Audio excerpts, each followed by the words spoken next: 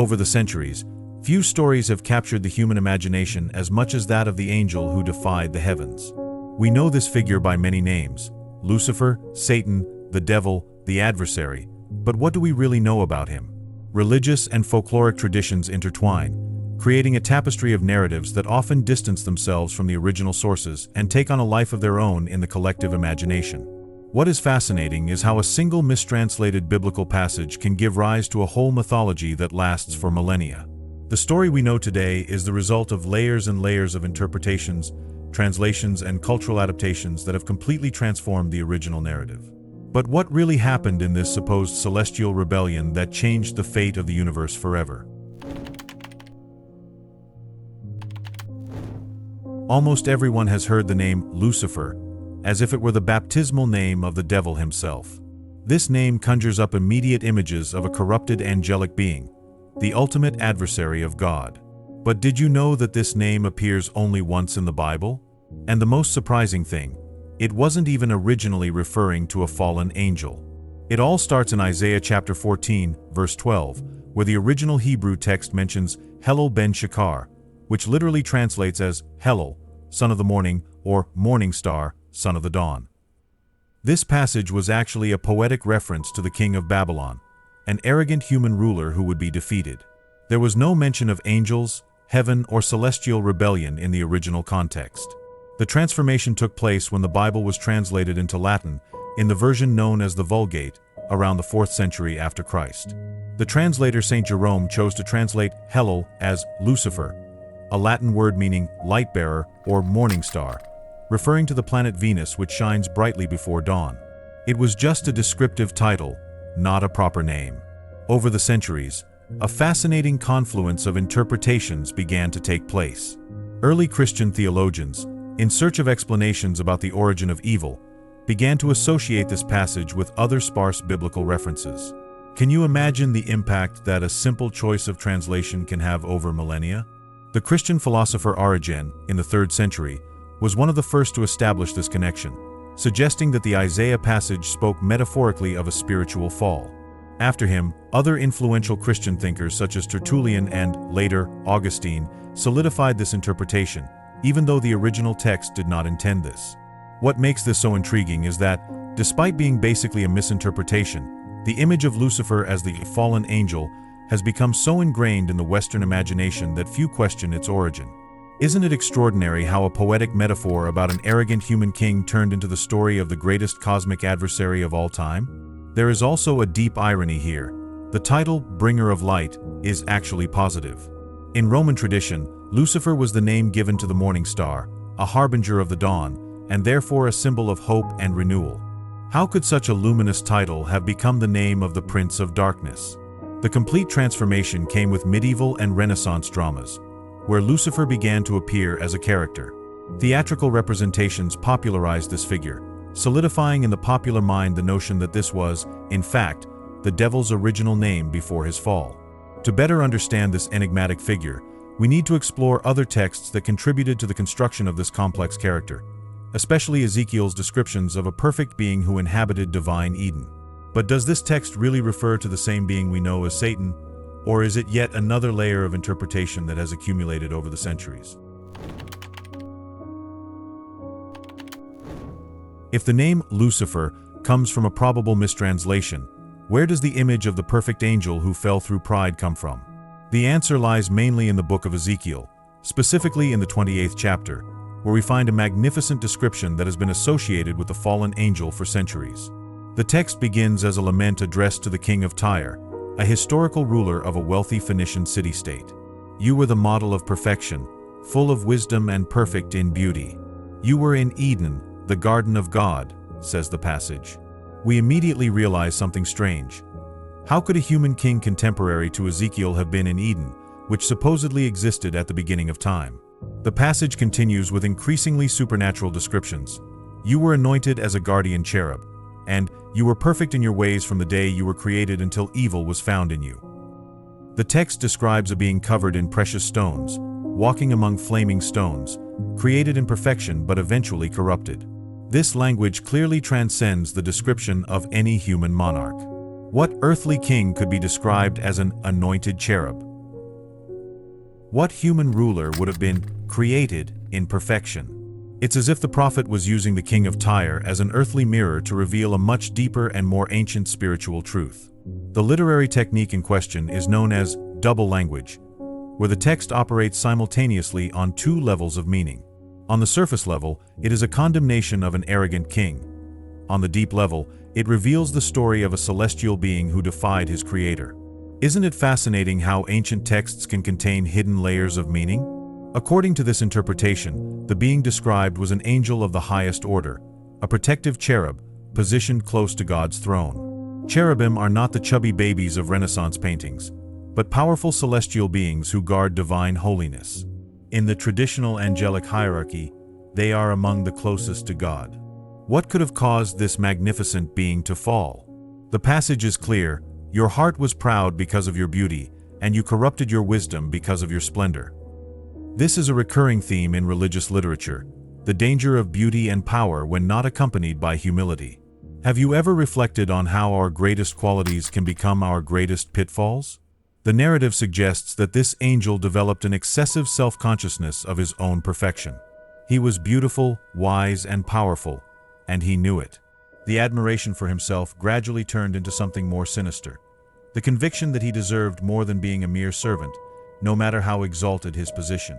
This passage from Ezekiel provides the first psychological portrait of the fallen angel, not just as an adversary of God, but as a cosmic tragedy, a perfect being who ruined his own perfection through his choices. The fall was not an accident or an injustice, but the natural consequence of an internal corruption. The last part of the passage is especially gloomy. Therefore I cast him away as unholy from the mountain of God, and expelled him, O guardian cherub. This expulsion sets the pattern for all subsequent accounts of Lucifer's fall. But what exactly would have happened after this angel developed the seed of pride in his heart?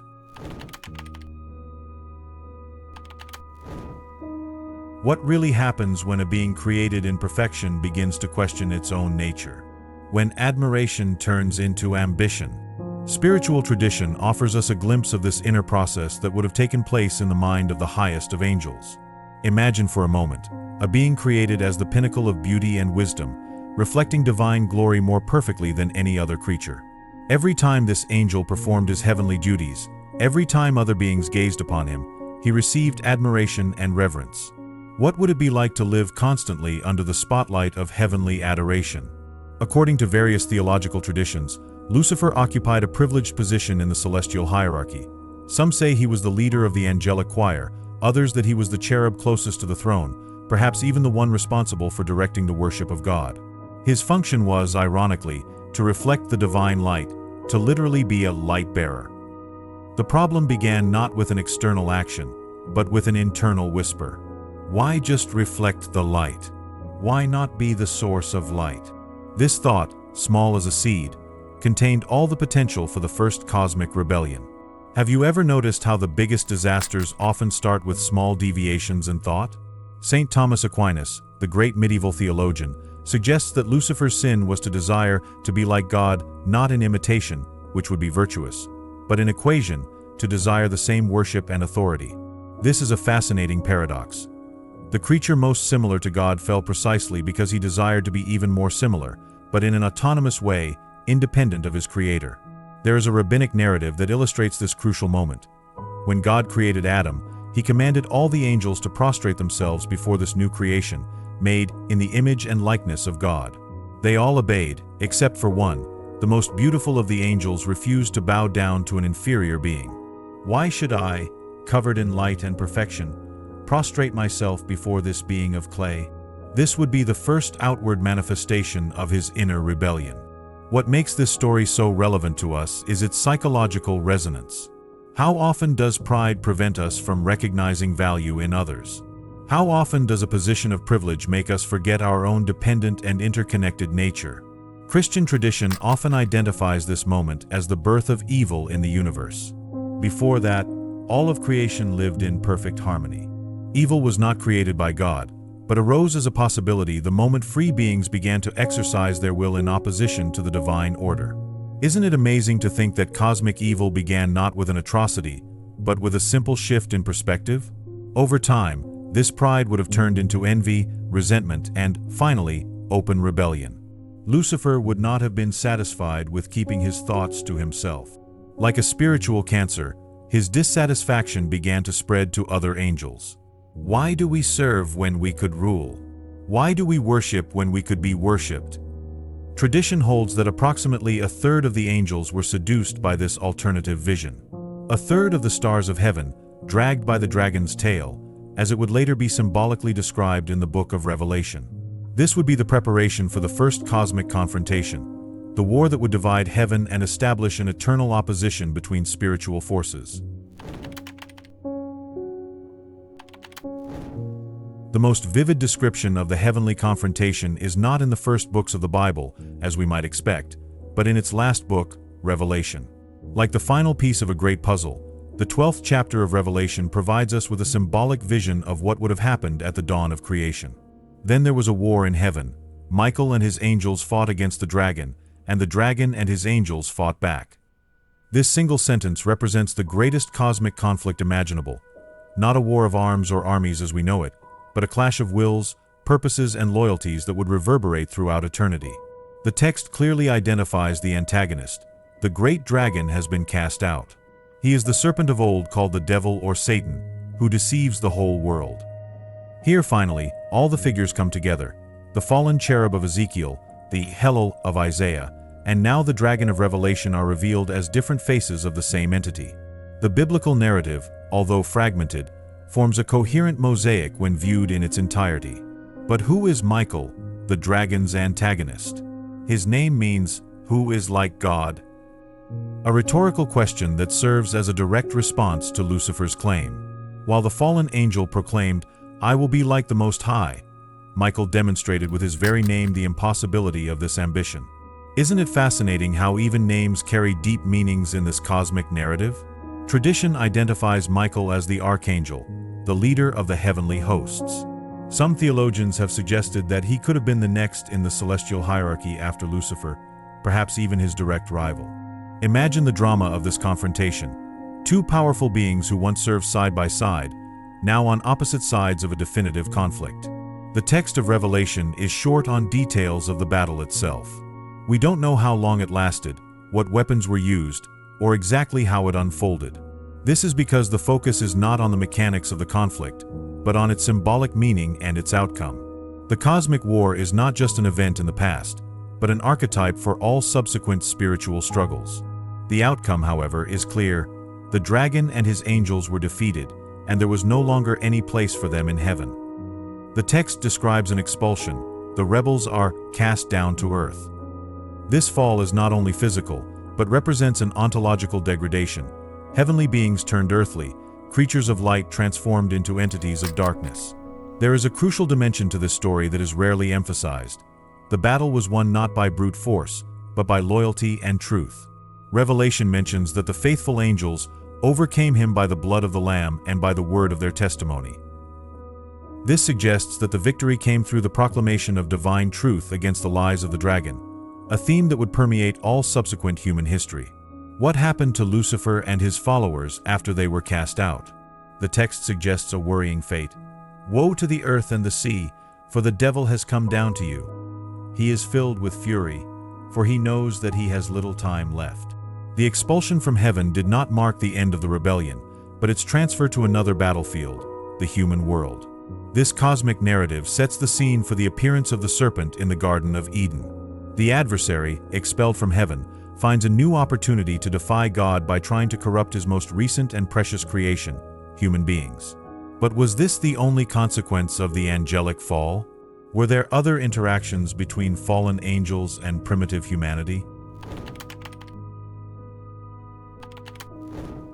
In addition to the canonical narratives found in the Bible, there is a fascinating body of ancient literature that expands considerably on the story of the fallen angels. Among these texts, the most influential is undoubtedly the Book of Enoch, an ancient Jewish manuscript which, although not part of the traditional biblical canon, is quoted in the New Testament and was widely respected in the early centuries of Christianity.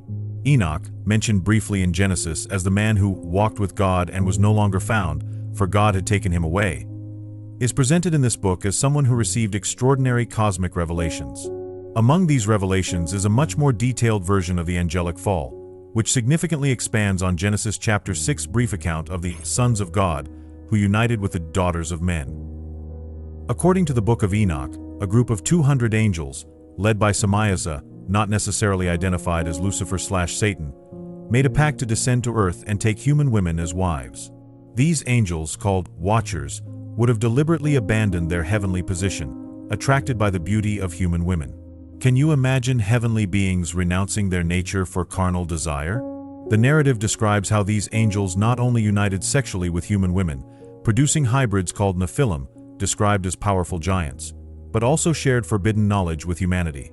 Each angel is said to have taught a specific art or science: metallurgy, making cosmetics, astrology, medicinal and poisonous herbs, magical incantations, and other knowledge considered premature for developing humanity. This transfer of knowledge is presented as a violation of the cosmic order, humans receiving information that should be revealed gradually, according to the divine plan. Isn't it interesting how this ancient narrative seems to anticipate modern concerns about unbridled technological development and its unintended consequences? According to the text, the consequences were catastrophic. The Nephilim, being hybrid creatures endowed with extraordinary strength and appetites, began to tyrannize humanity, consuming its resources and eventually turning against men to devour them. The corruption spread by the Watchers and their offspring would have been one of the main reasons for the flood, presented as an extreme measure to cleanse the earth of uncontrollable spiritual contamination. The Book of Enoch describes in detail the punishment of these rebellious angels. They were imprisoned in dark abysses, chained under the mountains, destined to remain there until the final judgment. Their Nephilim children, being hybrids with no legitimate place in the cosmic order, would have become disembodied spirits after the flood, the same ones we know as demons in later traditions. This complex narrative offers an additional layer to the story of the angelic rebellion. While Lucifer represents pride and spiritual ambition, the Watchers represent lust and the desire to experience materiality. Both are ways in which angels abandon their own nature, drawn to forbidden possibilities. What makes this story particularly intriguing is its persistence in various cultures around the world. Virtually all ancient mythologies contain stories of gods or celestial beings who come down, get involved with humans, and generate hybrid heroes or monsters. Could these narratives be cultural echoes of the same primordial event? Some researchers suggest that this persistent memory in world traditions could indicate a real event in human prehistory that was interpreted through mythological lenses. Others see these stories as symbolic expressions of spiritual truths about the intersection between heavenly and earthly realms. What do you think?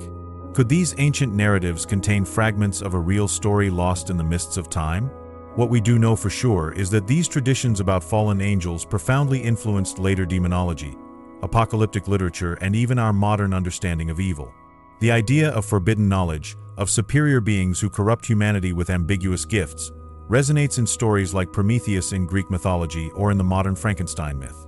It's as if this ancient narrative captures something essential about our collective anxieties. The figure of Lucifer has far transcended his obscure biblical origins to become one of the most powerful and enduring archetypes in Western culture. Over the centuries, his story has been retold, reimagined, and reinterpreted in ways that reflect the concerns and values of each era.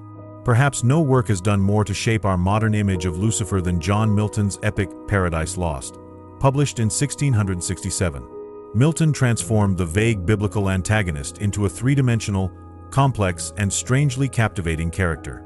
His Lucifer is proud and rebellious, yes, but also eloquent, determined, and, in a way, tragic. The famous statement, "Better to reign in hell than serve in heaven," perfectly captures the essence of this character. Someone who prefers sovereignty in suffering to submission in happiness.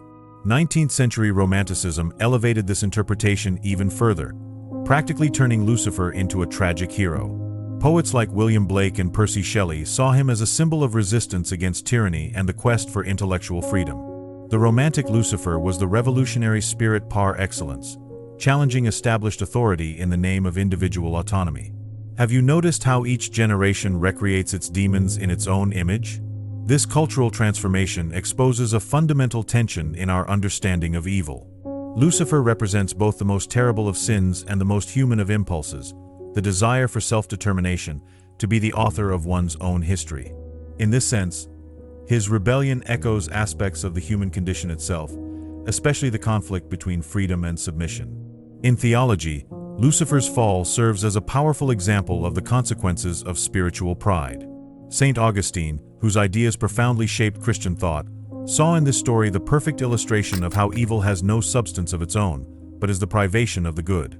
The angel did not fall because something external corrupted him, but because he voluntarily turned away from the source of all good.